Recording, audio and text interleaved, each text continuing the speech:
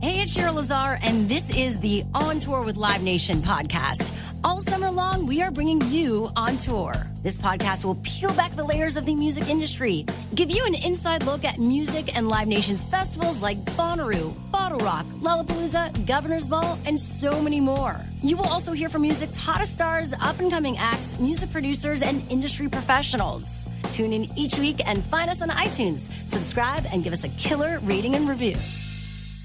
NBC Sports Radio weekends. Let's bring in the Leisuremen. Paul Pabst and Andrew Perloff. The show starts right now. Welcome to Sunday night. Coming in hot. Welcome to Sunday night on NBC Sports Radio. I'm Paul Pabst. He's Andrew Perloff. I'm in Stamford, Connecticut. Lovely Stamford. You're in New York City. Pearl, how you feeling, buddy?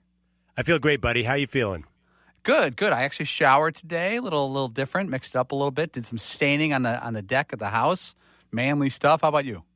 First of all, you're making that up. I don't believe any staining actually happened. You paid a guy to stain, or you really stained?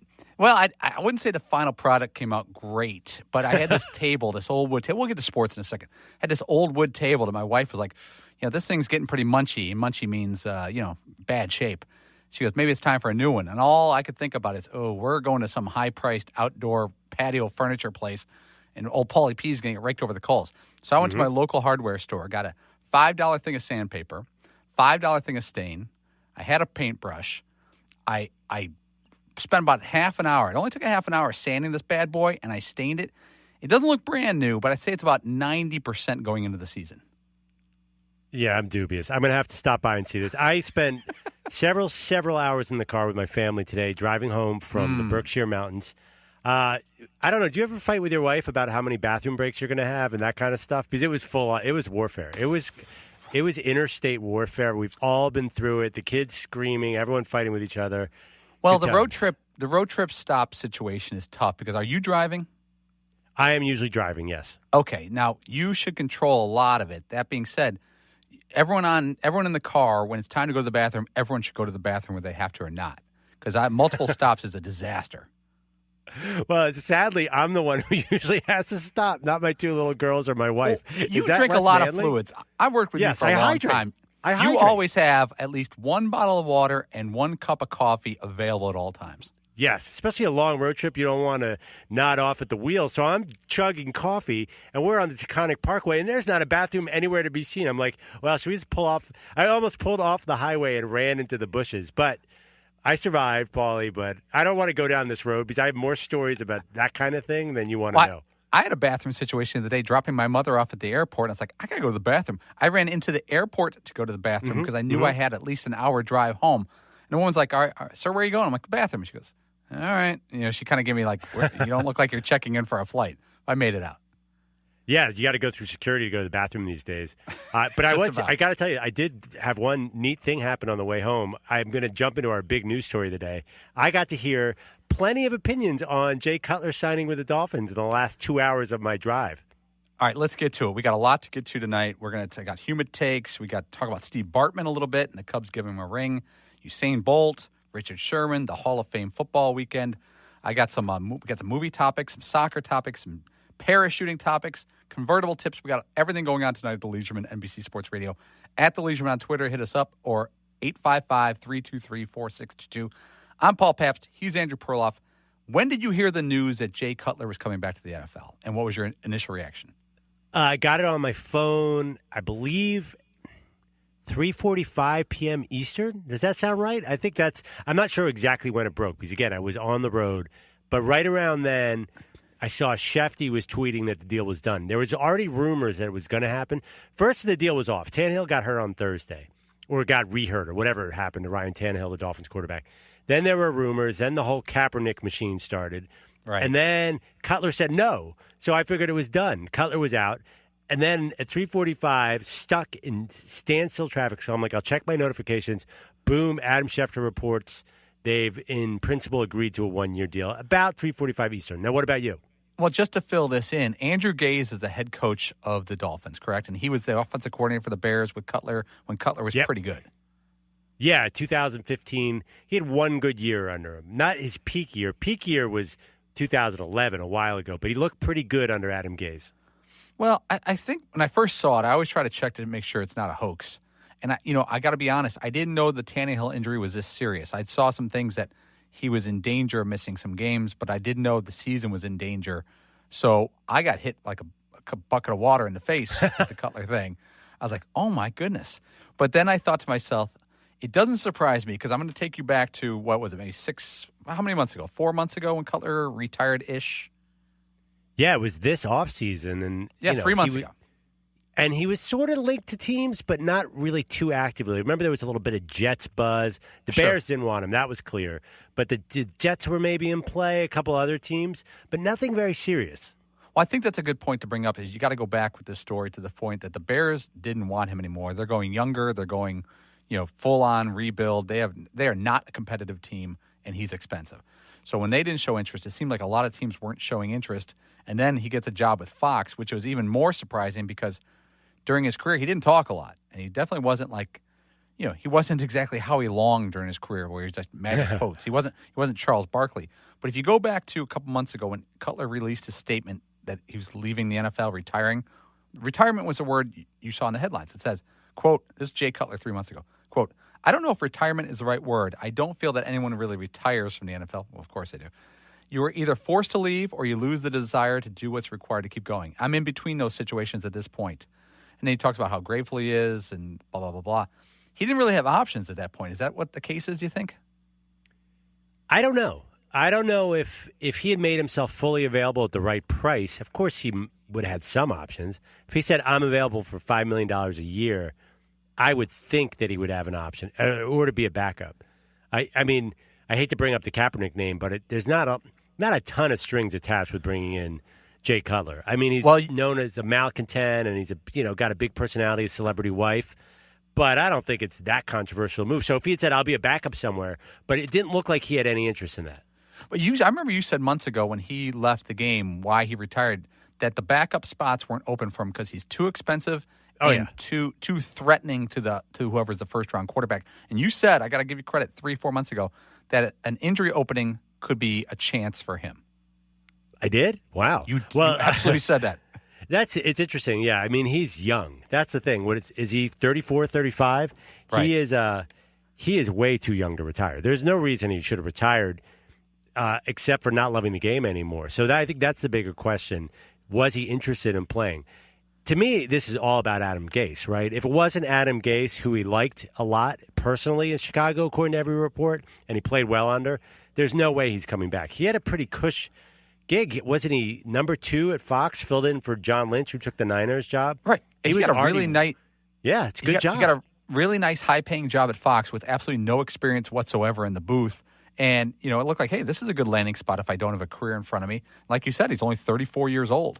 But I think it's one of those things, perfect circumstances. But I think Andrew Gase is only part of it. Andrew Gase is the former sharpshooter for Seton Hall.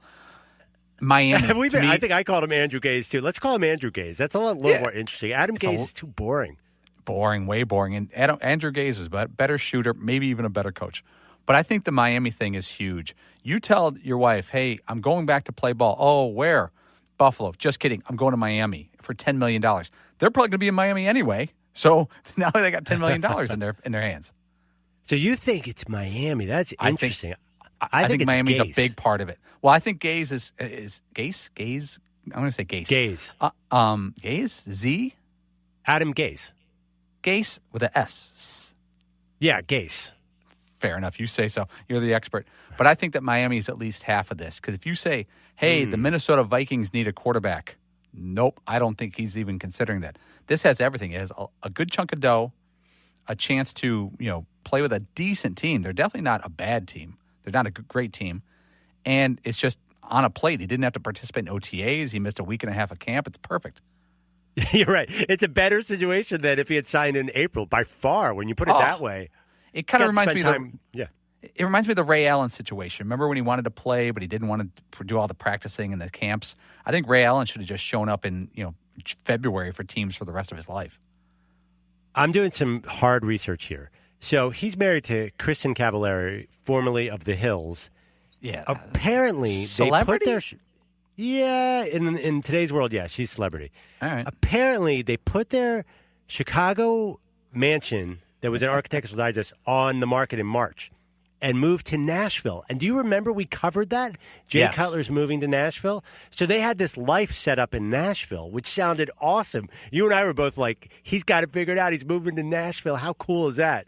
Yeah, So, no state income tax. He went to Vandy. He's a legend down there. once you commit the family to Nashville, I don't know that you want to move to South Beach. I feel like, the wife's like, we got this nice little situation here. I don't know if Miami was a key factor. I think it helped. I agree what you're saying, but if you say, baby, every week you got to come down on Saturday afternoon until Sunday evening to watch me play 8 weeks a year. You're coming to Miami, though, on a private jet. Super. She's all in. There's no problem there.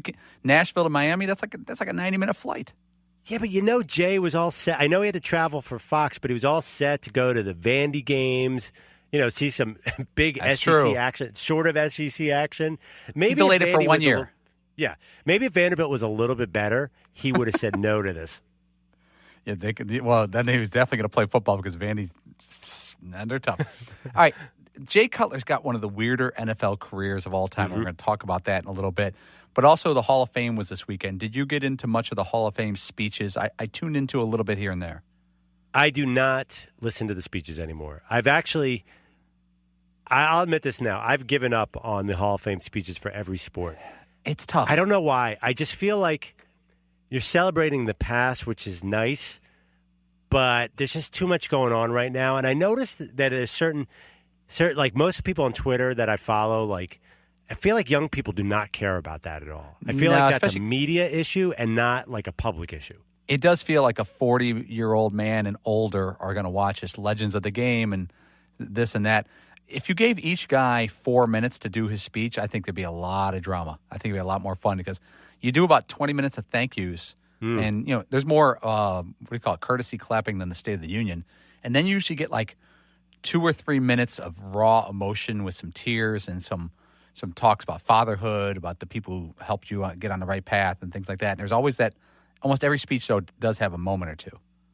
That's true. I'll just watch the highlights basically. But I tell you, I was in full overreaction mode on Thursday night for the Cardinals-Cowboys Hall of Fame game. Like way over. Because overreacting to the Hall of Fame game is a special kind of overreaction. Because most of the starters are nowhere near the field. And I still watched the game and said, this is telling me something about the Cowboys and Cardinals. And let's face it, it really, really wasn't. Yeah, I tried to watch. I was on vacation. I watched a little preseason football because it was on the screen at the bar I was in. Otherwise, I'm not going to watch it. I have one other issue about the Hall of Fame before we take a break.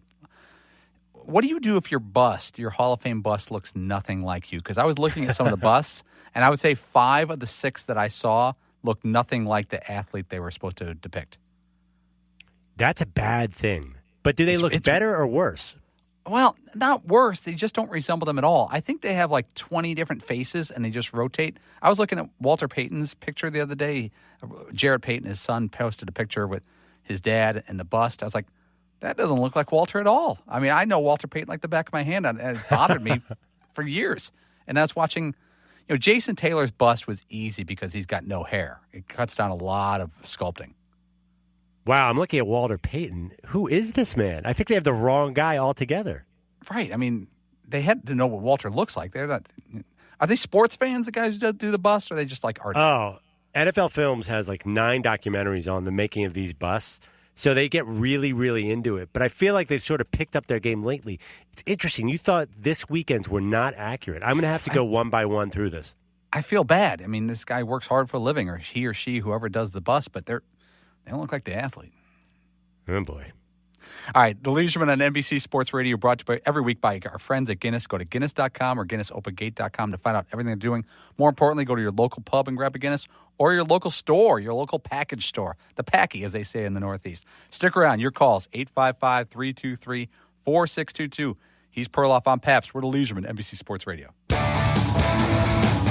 listening to the Leisuremen on NBC Sports Radio. I'm Andrew Perloff. He's Paul Pabst. Talking a little Jay Cutler and the Dolphins. You can give us a call, 855-323-4NBC. Do you like the signing, or are you like everyone on my Twitter feed who is very angry about this Jay Cutler signing? Which gets me to the Jay Cutler history, Paul. I want to find out, why is he so polarizing? He was drafted in 2006, went number 11 to your Bears. the fact that he's a Bears quarterback who can walk